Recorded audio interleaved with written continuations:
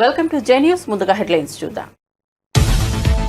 విజయవాడలో TDP polit bureau సమావేశం. CM Chandrababu అధ్యక్షతన భేటీ. దేశంలో ఉన్న ప్రస్తుత పరిస్థితుల దృష్ట్యా మహానాడు నిర్వహణపై చర్చ. 2 రోజులు నిర్వహించాలా లేక 1 రోజు నిర్వహించాలా అనే అంశంపై నిర్ణయం తీసుకునే అవకాశం. హన్మకొండ హరిత హోటల్ కు చేరుకున్న మిస్ వరల్డ్ కంటెస్టెంట్లు బతుకమ్మలతో మేళ తాళాలతో ఘనంగా స్వాగతం పలికిన మహిళలు.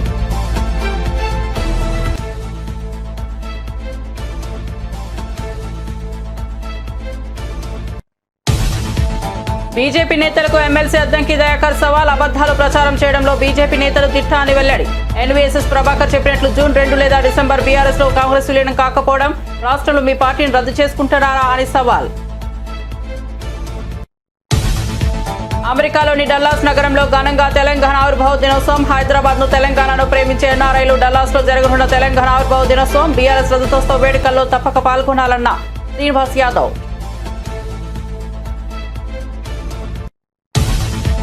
బీజేపీలోకి జకియా ఖానం. కండువా కప్పి బీజేపీలోకి ఆహ్వానించిన దగ్గుపాటి పురంధేశ్వరి. కుల మతాలకు అతీతంగా అన్ని వర్గాల ప్రజలు కలుపుకుని దేశాన్ని అభివృద్ధి చేయడమే బీజేపీ సిద్ధాంతమని ఏపీ బీజేపీ చీఫ్ వెల్లడి.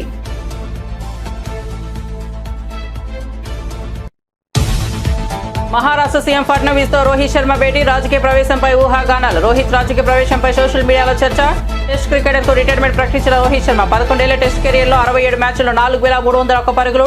డబ్ల్యూటీసీ చరిత్రలో భారత్ తరపున రోహిత్ అత్యధిక పరుగులు.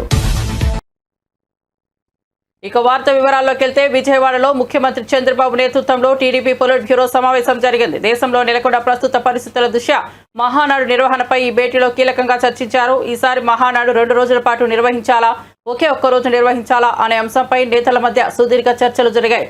సమావేశం అజెండాలో పార్టీలోని శ్రేణులపై ఉన్న అక్రమ కేసులు ఎత్తివేత అంశం కూడా చర్చకు వచ్చేది.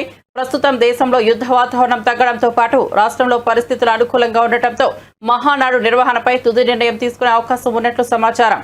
రాజకీయ కార్యాచరణ అంశాలపై కూడా చర్చ కొనసాగుతోంది.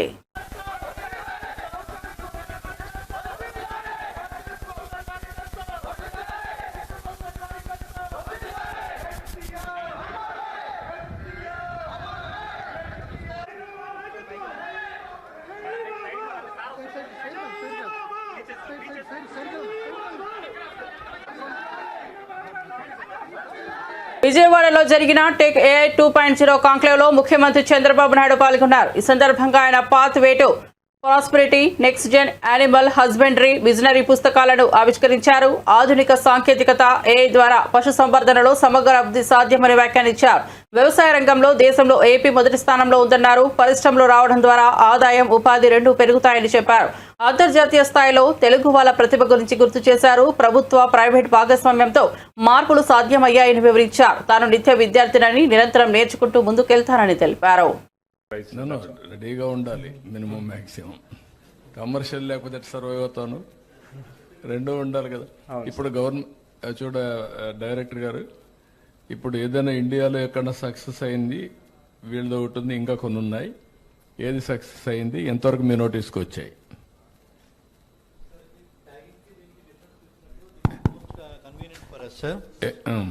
And as per our estimates, it will be between 15 to 20 rupees, sir. Ante మేము జనరేట్ చేసిన వాల్యూస్ ప్రకారం. కాదు, for application or for registration? Both for application and registration, sir. Okay, అంటే 2 కావు కదా. అప్లికేషన్ ఎవ్రీ టైం చేస్తూ ఉంటాం, రిజిస్ట్రేషన్ వన్స్ ఫర్ ఆల్ చేస్తారు. కాబట్టి ఎంత అవుతుందని అడుగుతున్నాను నేను. Okay, you will do one thing as a proof of concept will give you. You start the work.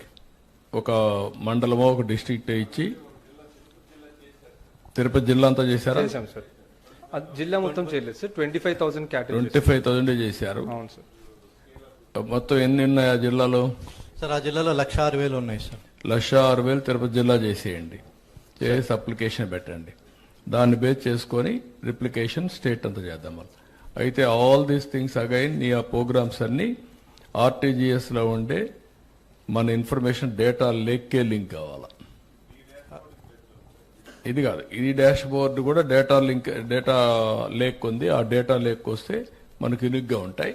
ఇదే వాడండి, దానికి వాడండి. అలాగే సార్. కొంత ఆ ఇన్ఫర్మేషన్ కూడా టక్కర్ గారికి ఇవ్వాలి, చెప్తాను నేను ఏం చేయాలి. అలాగే sir. Sir, as of now, actually, we are not collecting farmers' Aadhaar because as we are a private company, there are chances for leakage. No, privacy. Aadhaar, farmers Aadhaar, you cannot do it. Yes, sir. Nobody is mandated. Okay. That is, Government of India alone can do that. Okay, sir. UID only they can do, not anybody. నువ్వు ఈ animal data కూడా as on today you have taken initiative. Tomorrow governments will have all these things. Yes, sir. But you are preparing a proof of concept. I will guide you. Sure, sir. First of all, we will take to the next level Sure, sir. Thank you your so much, sir. innovation. Thank you, sir. తెలంగాణలో ప్రజాప్రభుత్వం అధికారంలోకి వచ్చిన తర్వాత గృహ నిర్మాణంపై ప్రత్యేక దృష్టి సారించినట్లు ఉప ముఖ్యమంత్రి బట్టి విక్రమార్క పేర్కొన్నారు. గత ప్రభుత్వం 10 ఏళ్ల పాటు డబుల్ బెడ్రూమ్ ఇల్లు ఇస్తామంటూ ప్రజలను మోసగించిందని ఆరోపించారు. ఇప్పుడు ప్రతి ఇంటికి 5 లక్షలతో సంవత్సరానికి 3,500 ఇళ్లు మంజూరు చేస్తున్నామని తెలిపారు. ఈ ఒక్క ఏడాదిలోనే 22,500 కోట్ల వ్యయంతో ఇందిరమ్మ ఇల్లు పథకాన్ని పురోగతిలోకి తీసుకొచ్చామని వెల్లడించారు. సామాన్యులకు న్యాయం జరిగేలా ప్రజాప్రభుత్వం కృషి చేస్తోందని పేర్కొన్నారు. తెలంగాణలో గృహ కలను నెరవేర్చేందుకు ప్రభుత్వం సంకల్పంతో ముందుకు సాగుతోందని స్పష్టం చేశారు.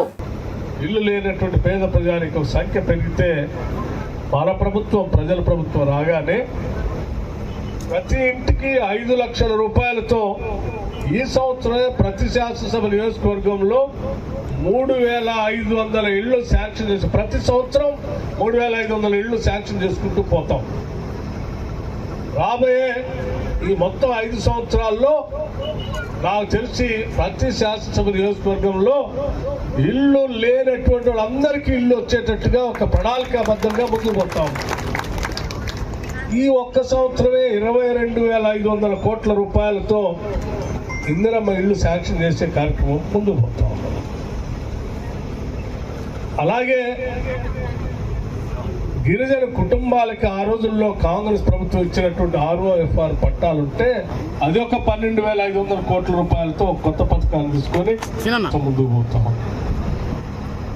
ఇలా ప్రతి కుటుంబంలో ఇటు రుణమాఫీ, రైతు భరోసా, ఇందిరమ్మ ఇల్లు, లేకపోతే ఉచిత బస్సు రైడు, 200 యూనిట్ల కరెంటు, లేకపోతే రాజు యువ వికాసమో, లేకపోతే రాజు ఆరోగ్యశ్రీనో, ప్రతి పథకం ద్వారా వాళ్ళకి సంవత్సరానికి పెద్ద ఎత్తున కొన్ని వేల రూపాయలు వాళ్ళకి ఆదా అయ్యేటట్టుగా ఈ రాష్ట్ర ప్రభుత్వం కల్పిస్తూ ముందుకు పోతా ఉంది. కొద్ది రోజుల్లోనే ప్రతి కుటుంబానికి రాష్ట్ర ప్రభుత్వం ద్వారా ఏ పథకం ద్వారా ఎంత వచ్చిందో లెక్కలతో సహా విడుదల చేయబోతా ఉన్నాం. తెలంగాణ సచివాలయంలో 4 నూతన సమాచార కమిషనర్ల ప్రమాణ స్వీకార కార్యక్రమం ఘనంగా జరిగింది. ముఖ్య అతిథిగా రాష్ట్ర ముఖ్యమంత్రి రేవంత్ రెడ్డి హాజరై వారిని అభినందించారు. కార్యక్రమంలో పివి శ్రీనివాసరావు, మోసీనా పర్వీ, దేశాల భూపాల్, అయోధ్యారెడ్డి ఒక్కొక్కరిగా రాష్ట్ర సమాచార కమిషనర్లుగా ప్రమాణం చేశారు. ప్రజలకు సమాచారం అందించే బాధ్యత వహిస్తున్న ఈ పదవిలో పారదర్శకత పాలనకు వారు తోడ్పడాలని సీఎం ఆశాభావం వ్యక్తం చేశారు. కొత్త కమిషనర్లు ప్రజల అభ్యర్థనలను సమర్థవంతంగా పరిష్కరించేలా వ్యవహరించాలని ప్రభుత్వ ప్రధాన కార్యదర్శి సూచించారు.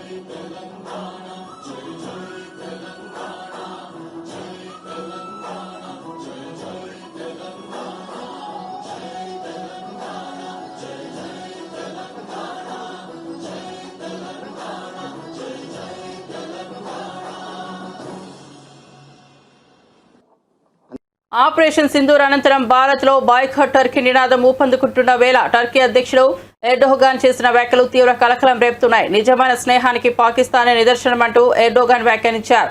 భవిష్యత్తులో పాక్కు తాము అండగా నిలుస్తామని కూడా భరోసా ఇచ్చినట్లు సమాచారం. ఈ వ్యాఖ్యలపై భారతీయులు తీవ్రంగా స్పందిస్తున్నారు.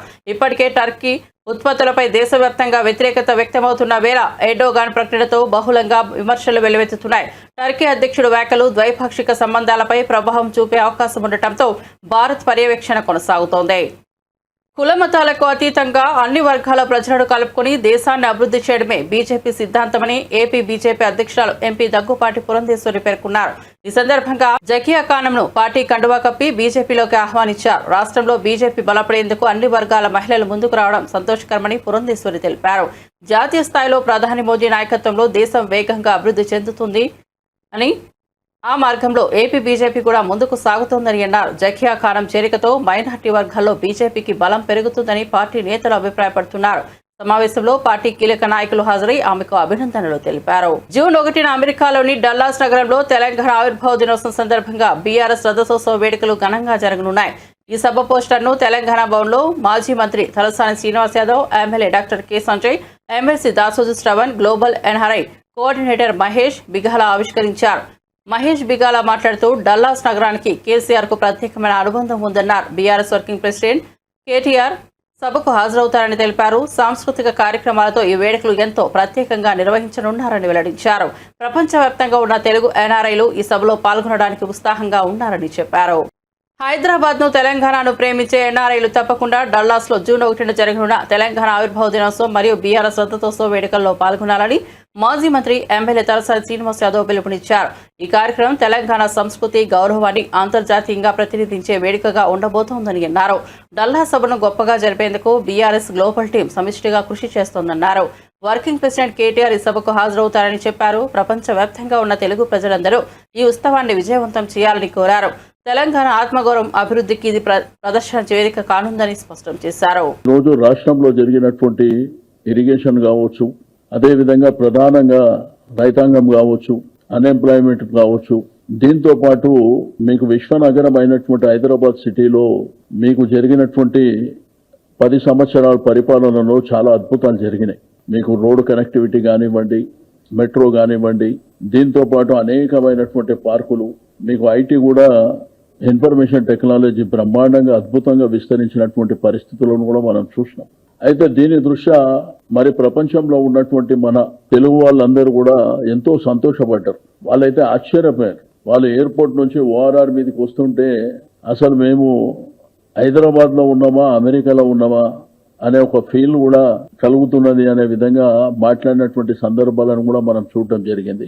అయితే మహేష్ బిగాల గారి ఆధ్వర్యంలో జరిగేటువంటి ప్రపంచవ్యాప్తంగా వారు చాలా మన దేశం నుంచి, మన రాష్ట్రం నుంచి, పర్టికులర్ గా తెలంగాణ ప్రాంతం నుంచి వెళ్ళినటువంటి మన బిడ్డల కోసం, లేకపోతే ఆ ఫ్యామిలీస్ కోసం అక్కడ విస్తృతంగా కార్యక్రమాలు జరుగుతున్నటువంటి నేపథ్యంలో బీఆర్ఎస్ పార్టీకి వారు ప్రతినిధిగా ఉండి అనేకమైనటువంటి గతంలో చాలా కార్యక్రమాలు ఇచ్చారు పార్టీ పరంగా. పివి నరసింహారావు గారి మరి 100వ జయంతి ఉత్సవాలు కావచ్చు, లేకపోతే టీఆర్ఎస్ ప్రభుత్వం ఉన్నప్పుడు జరిగినటువంటి కార్యక్రమాలని మరి ప్రపంచవ్యాప్తంగా ఫోకస్ చేసే కార్యక్రమాల్లో కానివ్వండి, ఇక్కడ నుంచి మరి పార్టీ పరంగా, ప్రభుత్వ పరంగా ఎవరన్నా అక్కడికి వెళ్ళినప్పుడు మరి మన ప్రభుత్వం చేసినటువంటి అద్భుతాలని చెప్పేటువంటి కార్యక్రమాలు కావచ్చు, ఇవన్నీ జరిగినటువంటి. అయితే మనకు తెలుసు ఎల్కతుర్తిలో జరిగినటువంటి బహిరంగ సభ, నాకు తెలిసి ఒక 30-40 సంవత్సరాల్లో అంత పెద్ద మీటింగ్ జరిగినటువంటి దాఖలాలు లేవు. గతంలో కూడా రాజకీయ పార్టీలు ఎన్నో మీటింగులు పెట్టినప్పటికీ చాలా అద్భుతమైనటువంటి మీటింగ్ జరిగింది. అది సిల్వర్ జూబ్లీ సెలబ్రేషన్స్. అంటే పార్టీ ఆవిర్భావం 2001లో మరి తెలంగాణ కోసం పుట్టినటువంటి పార్టీ 25 వసంతాలు పూర్తి చేసుకొని చాలా అద్భుతంగా జరిగినటువంటి సందర్భంలో మేము కూడా ఒక ఎన్ఆర్ఐగా ప్రపంచవ్యాప్తంగా కూడా ఈ కార్యక్రమాలు చేస్తామని చెప్పి మరి మహేష్ బిగాల గారు కేసీఆర్ గారిని అడగడం, వారు ఒప్పుకొని చేయండి బ్రహ్మాండంగా మంచిగా ఉంటుంది అనేటువంటి సందేశం వారు ఇచ్చినప్పుడు వీరు వెంటనే డల్లాస్ లో ఉన్నటువంటి మన తెలంగాణ బిడ్డలు, అదేవిధంగా తెలుగు బిడ్డలు కావచ్చు, మరి అక్కడ మహేష్ తన్నీర్ గారితోని మాట్లాడిన తర్వాత డల్లాస్ లో జరిగితే బాగుంటుంది, మరి మా యొక్క కార్యనిర్వాహక అధ్యక్షుడైనటువంటి యంగ్ అండ్ డైనమిక్ కేటీఆర్ గారు వారు కూడా వారి యొక్క చదువు, వారి యొక్క ఉద్యోగం అమెరికాలోనే చేశారు కాబట్టి మరి వారు చేసినటువంటి అద్భుతాలను బేస్ చేసుకొని వారిని చీఫ్ గెస్ట్ గా పిలిస్తే బాగుంటుందని వీళ్ళు అడగడం, వారు కూడా వస్తానని చెప్పడం రెండు ఉన్నాయి అక్కడ. ఒకటేమో June 2 ఫార్మేషన్ డే, అదే విధంగా సిల్వర్ జూబ్లీ ఫంక్షన్. ఈ రెండు కూడా మరి బ్రహ్మాండంగా ఆర్గనైజ్ చేస్తున్నటువంటిది ఇప్పుడే మహేష్ గారు చెప్పడం జరిగింది. తెలంగాణ బిడ్డలే కాకుండా అక్కడ ఉన్నటువంటి తెలుగు వాళ్ళకు కూడా నేను రిక్వెస్ట్ చేస్తున్నా, మీరు ఈ హైదరాబాద్ ని ప్రేమించే వాళ్ళు, తెలంగాణని ప్రేమించే వాళ్ళు కూడా మీలో ఉన్నారు కాబట్టి ఈ కార్యక్రమంలో మీరందరూ కూడా భాగస్వామ్యం కావాలని నేను కోరుకుంటూ, మరి తప్పకుండా ఆ మీటింగ్ అయిన తర్వాత ఆటోమేటిక్ గా యూకే కానివ్వండి, ఆస్ట్రేలియా కానివ్వండి, కెనడా కానివ్వండి, మిగిలిన ప్రాంతాలు గల్ఫ్ కంట్రీస్ కావచ్చు, ఆటోమేటిక్ ఇక్కడ స్టార్ట్ అయిన తర్వాత దాని టేకాఫ్ అనేది చాలా బ్రహ్మాండంగా ఉంటది. వారు ఇప్పుడే చెప్పినట్టు ఏడాది పొడవునా మరి పవర్ స్టార్ పవన్ కళ్యాణ్ అభిమానులు ఆసక్తిగా ఎదురు చూస్తున్న ఓజీ సినిమా షూటింగ్ వేగం పెంచుకుంది. బుధవారం నుంచి పవన్ కళ్యాణ్ సెట్ లోకి అడుగు పెట్టారని చిత్ర నిర్మాణ బృందం అధికారికంగా ప్రకటించింది. ఇప్పటికే హరిహర వీరమల్లు చిత్రీకరణ పూర్తి చేసిన పవన్ ఇప్పుడు ఓజీపై ఫోకస్ పెట్టారు. ముంబై మాఫియా నేపథ్యంలో తెరకెక్కుతున్న ఈ చిత్రంలో ఆయన ఓ పవర్ఫుల్ గ్యాంగ్స్టర్ గా కనిపించనున్నారు. ప్రియాంక అరుల్ మోహన్ కథానాయికగా నటిస్తుండగా బాలీవుడ్ నటుడు ఇమ్రాన్ హష్మి విలన్ గా కనిపించనున్నారు. ఈ షెడ్యూల్ తో సినిమాను పూర్తి చేయాలని దర్శకుడు సుజిత్, నిర్మాత డివివి దానయ్య భావిస్తున్నారు. బీఆర్ఎస్ ఎమ్మెల్సీ కవిత కొత్త పార్టీ ప్రారంభించనున్నారన్న వార్తలపై రాజకీయ వర్గాల్లో చర్చ కొనసాగుతోంది. ఈ నేపథ్యంలో కాంగ్రెస్ నేత సామ రామ్మోహన్ రెడ్డి స్పందించారు. కవిత కొత్త పార్టీ పెట్టాలన్న ఆలోచనను స్వాగతిస్తున్నామని చెప్పారు. సొంత పార్టీ తన తండ్రి కేసీఆర్ కుటుంబ సభ్యులపై కవితకు అసంతృప్తి ఉందని వ్యాఖ్యానించారు. గతంలో తనను జైల్లో పెట్టిన వాళ్లను వదిలిపెట్టరని కవిత స్పష్టం చేయగా, ఇప్పుడు అదే బీజేపీతో బీఆర్ఎస్ ఒప్పందం చేసుకోవడం ఆమెకు జీర్ణించుకోలేకపోయిందని చెప్పారు. దీంతో కవిత బాహాటంగానే తన అసంతృప్తిని వ్యక్తం చేస్తోందని సామ ఆరోపించారు. ఈ వ్యాఖ్యలతో తెలంగాణ రాజకీయాల్లో మరోసారి సంచలనం రేగింది. బారాస నాయకురాలు కల్వకుంట్ల కవిత గారు మరి కొన్ని రోజులల్లా ఒక కొత్త పార్టీ పెట్టాలనేటటువంటి యోచనని మేము స్వాగతిస్తూ ఉన్నాం. మహిళలకి మొదటి నుంచి కూడా రాజకీయాల్లో అన్యాయం జరుగుతుందని చెప్పి తను ఏ వేదిక దొరికిన ఈ మధ్యకాలంలో మహిళల అంశమైనా, బీసీల అంశమైనా, సామాజిక తెలంగాణ అంశమైనా, లేకపోతే ప్రభుత్వ సంక్షేమాల విషయమైనా ఈ మధ్యకాలంలో అన్ని మీడియాలలో కూడా గత 10 సంవత్సరాలు కూడా మరి తెలంగాణలో జరిగినటువంటి అన్యాయాన్ని పరోక్షంగానే కవిత గారు మరి వాళ్ళ సొంత పార్టీ, వాళ్ళ తండ్రి కేసీఆర్ గారి పైన మరి తన యొక్క అసంతృప్తిని పరోక్షంగా ఎక్కడ వేదిక దొరికినా అవకాశం వదిలిపెట్టకుండా మరి ఈ మధ్యకాలం మాట్లాడడం మనందరం కూడా విన్నాం. అయితే దానికి ఉదాహరణలు కూడా మనం మాట్లాడుకోవచ్చు. ఏంటివి అని అంటే, భౌగోళిక తెలంగాణ మాత్రమే వచ్చింది, సామాజిక తెలంగాణ రావాల్సినటువంటి అవసరం ఉంది అనేటటువంటి అంశం తీసుకున్నా. లేకపోతే భూములు ఎకరాలు ఉంటున్నటువంటి వాళ్ళకి లక్షల రూపాయలు వచ్చినాయి, కానీ భూమి లేనటువంటి వాళ్ళకి న్యాయమే జరగలేదు అనేటటువంటి వ్యవహారమైనా, లేకపోతే బీసీలకు అన్యాయం జరిగింది అనేటటువంటి వ్యవహారమైనా, లేకపోతే మహిళలకి సమానత్వంలో భాగస్వామ్యం, రాజకీయాల్లో భాగస్వామ్యం ఉండాలనేటటువంటి విషయాలైనా, సామాజిక కోణంలో తను చేస్తున్నటువంటి అన్ని వ్యాఖ్యలు కూడా గత 10 సంవత్సరాల్లో వాళ్ళ నాయన నడిపించినటువంటి ప్రభుత్వంలో చెయ్యలేకపోయినరు అనేటటువంటిది ఈ సర్వసభ్య సమాజానికి తన యొక్క సందేశంగా తన లోపట ఉంటున్నటువంటి అసంతృప్తిని కూడా బయటికి చెప్తా ఉంది. మరి అసంతృప్తి ఎడికించి వచ్చింది? సొంత పార్టీ మీద, సొంత కుటుంబం మీద, తోడబుట్టినోళ్ళ మీద, లేకపోతే కన్న తండ్రి మీద. ఎందుకు మొదలైంది అంటే, జైల్లోకించి బయటకు వచ్చినాక మీ అందరికీ గుర్తుందా, పిడికలు ఎత్తినాక దీనికి కారణమైనటువంటి వాళ్ళని ఎవరిని కూడా వదిలిపెట్టా అని చెప్పి కవిత గారు వ్యాఖ్యానించడం జరిగింది. అవునా కాదా? ఎవరిని కూడా వదిలిపెట్టా దీనికి కారణమైనటువంటి వాళ్ళు అంటే ఎవరు? బీజేపీయే కదా లోపటేసింది. అప్పుడు బీజేపీయే కదా. అట్లాంటి తనని జైల్లో వేసినటువంటి బీజేపీ తోటి ఈరోజు లోపాయకారి ఒప్పందంగా బీఆర్ఎస్ పార్టీ మరి కలిసి చేస్తున్నటువంటి నాటకాలన్నీ జీర్ణించుకోలేనటువంటి కవిత గారు మరి తన యొక్క అసంతృప్తిని బాహాటంగానే వ్యక్తపరుస్తున్నటువంటి దాని విధంగా మనం చూడాల్సినటువంటి అవసరం ఉంది. అమెరికా ఒక మార్కెటింగ్ కంపెనీలా వ్యవహరిస్తోందని యుద్ధాన్ని ఆపమని ట్రంప్ చెబితే అది జరగదని బీజేపీ నేత సోము వీర్రాజు వ్యాఖ్యానించారు. దేశ భద్రతకు సంబంధించి సరైన సమయంలో సరైన నిర్ణయం తీసుకుని పాకిస్తాన్కు భారత్ బుద్ధి చెప్పిందని అన్నారు. భారత్ తల వంచదని, దేశ గౌరవాన్ని కాపాడేలా కేంద్రం కఠిన నిర్ణయాలు తీసుకుంటోందని పేర్కొన్నారు. అమెరికా సూచనలకే లోబడి భారత్ నిర్ణయాలు తీసుకుందని అనడం అవాస్తవమని, ప్రధాని మోదీ పాలనలో దేశ భద్రత ప్రధాన లక్ష్యమని స్పష్టం చేశారు. నరేంద్ర మోడీ గారు ఏం చెప్పారు? బుద్ధుడి యొక్క జయంతి సందర్భంగా శాంతి శాంతి శాంతి, ఈ శాంతిలోనే విప్లవం ఉంది, ఈ శాంతిలోనే దమ్ము ఉంది, ఈ శాంతిలోనే ధైర్యం ఉంది, ఈ శాంతిలోనే ఆలోచన ఉంది, ఈ శాంతిలోనే కల్పన ఉంది, ఈ శాంతిలోనే ఈ భారతదేశం ముందుకు పెడుతుంది. ఈ ఆలోచనతో మాట్లాడేటువంటి జాతి మనం. వ్యాపారం చేద్దాం, వ్యాపారం చేద్దాం, వ్యవహారం చేద్దాం అని చెప్పేటువంటి పెద్దలు వేరే వాళ్ళు ఉన్నారు. మన దేశం అలాంటి దేశం కాదు. అలాంటి పార్టీ ఉంది భారతదేశంలో, అది భారతీయ జనతా పార్టీ.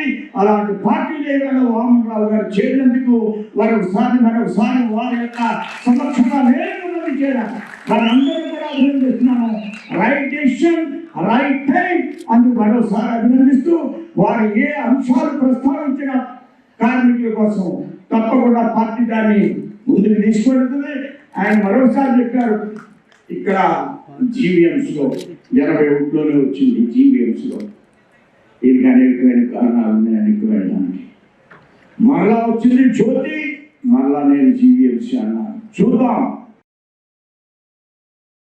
వేములవాడ రాజన్న ఆలయ అభివృద్ధిలో భాగంగా విస్తరణ పనులు వేగంగా కొనసాగుతున్నాయని ప్రభుత్వ విప్ ఆది శ్రీనివాస్ తెలిపారు. 76 కోట్లతో ఆలయ అభివృద్ధికి కేటాయింపులు చేసినట్లు చెప్పారు. శృంగేరి పీఠాధిపతుల సలహాలు, సూచనలతోనే అన్ని అనుమతులు తీసుకుని పనులు ప్రారంభించామన్నారు. ప్రతి ఏడాది భక్తుల సంఖ్య పెరుగుతోందని, అందుకే ఆలయ విస్తరణ అవసరమైందన్నారు. బీఆర్ఎస్ బీజేపీకి ఈ అభివృద్ధికి జీర్ణించకపోవడంతో అసత్య ప్రచారాలు చేస్తోందని విమర్శించారు. రాజన్న భక్తులకు అసౌకర్యం కలగకుండా విస్తరణ పనులు జరుగుతాయని, ఎవరూ వీలైనంత వరకు ఇబ్బంది పడేలా చేయమని కోరారు. ఆలయ పరిపాలనతో పారదర్శకతే ప్రాముఖ్యతమన్నారు. సుదీర్ఘ కాలంగా రంగురంగుల బ్రోచర్లలో, రంగురంగుల వీడియోలలోనే అభివృద్ధిని చూపించారు వాళ్ళు. మీకు క్షేత్రస్థాయిలో అభివృద్ధి చూపిస్తామంటే ఎందుకు ఉలికి పడుతున్నారని అడుగుతా ఉన్నా. రాజన్న ఆలయానికి వచ్చే భక్తులు మేము విజ్ఞప్తి చేస్తున్నాం. రాజన్న ఆలయాన్ని విస్తరింపజేస్తున్నాం. భక్తులు వస్తున్నటువంటి వారి యొక్క సంఖ్యను బట్టి రాబో రోజుల్లో కూడా ఇంకా మరింత సంఖ్య పెరుగుతుంది. కాబట్టి ఎలాంటి ఇబ్బంది తలెత్తకుండా అనేక కార్యక్రమం చేయడం కోసం చేసే ప్రయత్నంలో భాగంగా ఈ ప్రభుత్వం ముందుకు పోతుంది. దీన్ని ఈరోజు మరి బీజేపీ, బీఆర్ఎస్ రెండు పార్టీలు కూడా ఏదైతే బంద్కు ఆధ్యాత్మిక చింతనలో అభివృద్ధిలో స్వాగతించాల్సి జరుగుతున్న విస్తీర్ణ స్వాగతించడం ఈ బంద్కు పిలుపునివ్వడం సందర్భంగా చెప్తూ ఈరోజు పాక్షికంగా జరుగుతుందని వింటా ఉన్నాం. ఈ 9:30కే వాళ్ళు ఆల్రెడీ వీడియో మాట్లాడేసి మేము బంద్ విజయవంతమైందని బయట చెప్పుకుంటున్న సందర్భం. ప్రతి దుకాణం 9:30 తర్వాత తీస్తారు. అన్ని హోటల్ తీసారు వేమరాడలో, అన్ని ప్రాంతాల్లో కూడా యథావిధిగా దుకాణ సమయాలు నడుస్తున్నాయి. అంటే నేను రాజన్న భక్తులకు ఒకటే విజ్ఞప్తి చేస్తున్నా, ఈ విధంగా మీరు కరెక్ట్ కాదు. ఇంకోటి ఏదో మా దేవాలయం సమస్య ఎఫ్డీలు ఊరుకోవాలి. అరే ఆల్రెడీ రాష్ట్ర ప్రభుత్వం ద్వారా 50 కోట్లు 100 కోట్లు కలిపి 150 కోట్లు తీసుకొచ్చిన మొర్రోని మొత్తుకున్నా మా డిపాజిట్లు లేనివి ఈరోజు వీళ్ళ ఆలోచనలు ఎందుకు వస్తున్నాయో, వీరికి వచ్చినటువంటి ఆలోచనలు ఎందుకు బయట రుద్దుతున్నారో మాకు అర్థమవుతలేదు. ఈరోజు ఈ బంద్ అనేది ఏదైతే రాజకీయ పరమైనటువంటి ప్రేరేపితమైనటువంటి ఆలోచనగా నేను భావిస్తా ఉన్నా, ఇది సరైనది కాదు. ఇప్పటికే ప్రజలు, రాజన్న భక్తులు ఈ విధానాన్ని తప్పుపడతా ఉన్నారు. అనేక మంది ఫోన్ ద్వారా మీరు ముందుకు వెళ్ళండి, వీళ్ళ ఆలయాన్ని విస్తరణ జరపండి, గౌరవ ముఖ్యమంత్రి మీరు రేవంత్ రెడ్డి గారి నాయకత్వం ఏదో ఫౌండేషన్ దాని విధంగా ముందుకు వెళ్ళండి అని చెప్పని మాకు భుజం తట్టి మరి వెన్ను తట్టి ముందుకు జరుపుతా ఉన్నారు. ఈ క్రమంలో నేను ఒకటి చెప్పదలుచుకున్నా, ఎక్కడైనా ఇబ్బంది ఉందంటే నేరుగా వచ్చి మాతో మాట్లాడవచ్చు. వారి ఇబ్బందిని అధిగమించడానికి, ఆ ఇబ్బందిని పరిష్కారం చేయడానికి, అలా ఉండకుండా ఉండడానికి కోసం మేము తప్పనిసరిగా ప్రయత్నం చేస్తాం. మీ ఆలోచన పరిరక్షణ కమిటీ రాజన్న ఆలయ ఒకరంటారు మీ అభివృద్ధికి అడ్డం కాదు, కానీ గుడిని దర్శనం చేసుకుంటూ అభివృద్ధి చేయమని. అది ఎలా సాధ్యమైతే మీరు వచ్చి మాతో నేరుగా మాట్లాడి చర్చించండి. మీరు ఇల్లు కట్టుకుంటప్పుడు ఇంట్లో ఉండి ఇల్లు కట్టుకుంటాము సాధ్యమవుతుంది మాత్రమే మాకు ప్రాక్టికల్గా నిరూపించండి. దానికి ఆ విధంగా కూడా మాకు చేయడానికి అభ్యంతరం లేదు. కాస్త కొద్ది రోజులు భక్తులు కూడా మీరు విజ్ఞప్తి చేస్తున్న ఓపిక పట్టాలని, వీలైతే తొందరలోనే మేము మీ టెండర్లు పిలువబడ్డ తర్వాత పనులు మొదలైన రోజు నాడు కూడా రాజన్న భక్తులకు క్లారిటీ ఇస్తాం. బీజేపీ నేత ఎన్వీఎస్ఎస్ ప్రభాకర్ చేసిన వ్యాఖ్యలపై కాంగ్రెస్ ఎమ్మెల్సీ అద్దంకి దయాకర్ తీవ్రంగా మండిపడ్డారు. బీఆర్ఎస్ కాంగ్రెస్ మధ్య డీల్ కుదిరిందన్న ఆరోపణలు అబద్ధాలేనని బీజేపీ నేతలకు మెదడు మోకాలలో ఉందంటూ ఆగ్రహం వ్యక్తం చేశారు. బీఆర్ఎస్ పార్టీ ఎందుకు కాంగ్రెస్ లో విలీనమవుతుందని ప్రశ్నించిన దయాకర్ బీజేపీ జోకులే మాట్లాడుతోందన్నారు. బీజేపీకి బీఆర్ఎస్ కు ఒక్కటే డిఎన్ఏ అని ఆరోపించారు. ఈ టర్మ్ కాదు, వచ్చే టర్మ్ కూడా రేవంత్ రెడ్డి సీఎం అవుతారని బీజేపీకి ముందే క్లారిటీ ఉందని విమర్శించారు. బీజేపీ దుష్ప్రచారాలపై తాము భయపడమని, ఎదురు దెబ్బ తీయడానికి సిద్ధమన్న దయాకర్ వ్యాఖ్యలు తెలంగాణ రాజకీయాల్లో హీట్ పెంచాయి. మామూలుగా మేమేమనుకుంటామంటే బీజేపీ వాళ్ళకు మోకాళ్ళ కాడ మైండ్ ఉంటుంది అనుకుంటాం. అది మోకాళ్ళల్లో కూడా లేదు, అరికాళ్ళల్లో పడిపోయిందని తెలుస్తుంది. ఇప్పుడు ఒక రోజున కిషన్ రెడ్డి అయితే, ఇంకో రోజున బండి సంజయ్ అయితే, మరొక రోజున ఈటెల రాజేందర్ అయితే, ఇంకో రోజున ఎన్విఎస్ఎస్ ప్రభాకర్ అవుతాడు. ముఖాలు మారుతాయి తప్పితే వాళ్ళ బుద్ధిలో మార్పు అయితే రాదు. ఎందుకు ఈ పరిస్థితిలో డిఎన్ఏ ఇట్లెందుకు ఉన్నది అని ఆలోచిస్తే, వాళ్ళకు అబద్ధాలను ప్రచారం చేయడం అనేది ఒక తంతుగా మారిపోయింది.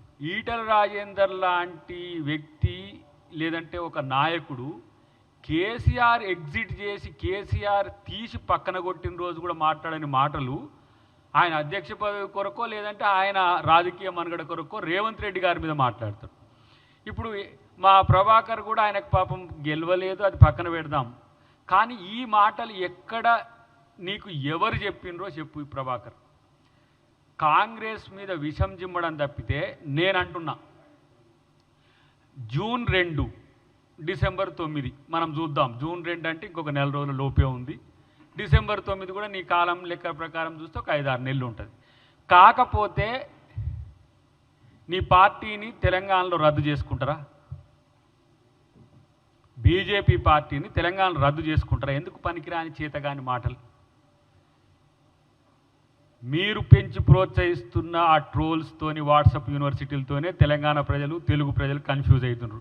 మీ మాటలు విని పక్క రాష్ట్రాల ఉప ముఖ్యమంత్రులు కూడా అబద్ధాలను నిజమని నమ్మే స్థితికి వచ్చిండ్రు. పక్కోని కూడా జరగొట్టే దరిద్రులు మీరు.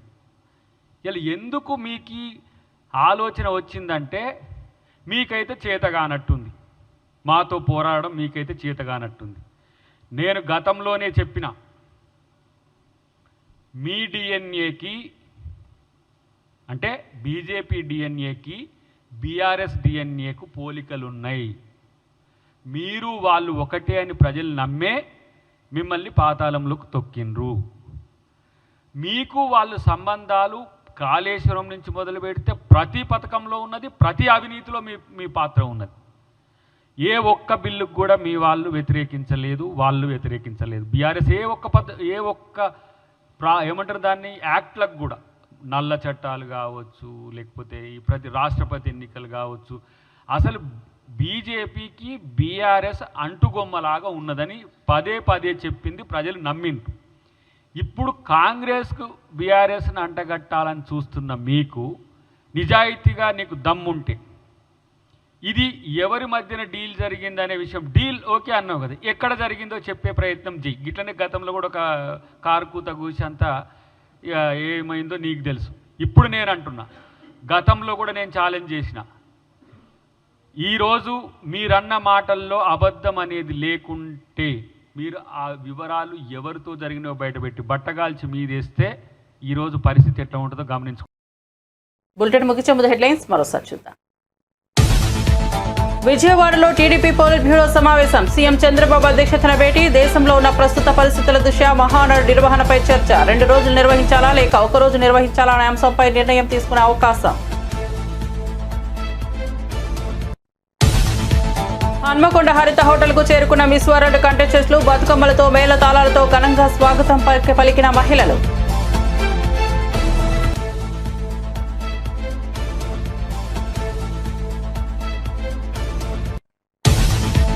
బీజేపీ నేతలకు ఎమ్మెల్సీ అద్దంకి దయాకర్ సవాల్. అబద్ధాలు ప్రచారం చేయడంలో బీజేపీ నేతలు దిట్ట అని వెల్లడి.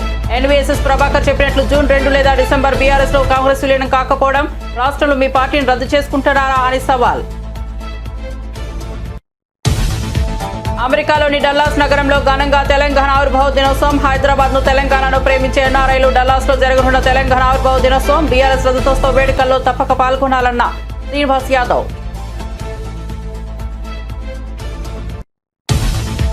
బీజేపీలోకి జకియా ఖానం. కండువా కప్పి బీజేపీలోకి ఆహ్వానించిన దగ్గుపాటి పురంధేశ్వరి. కుల మతాలకు అతీతంగా అన్ని వర్గాల ప్రజలు కలుపుకుని దేశాన్ని అభివృద్ధి చేయడమే బీజేపీ సిద్ధాంతమని ఏపీ బీజేపీ చీఫ్ వెల్లడి.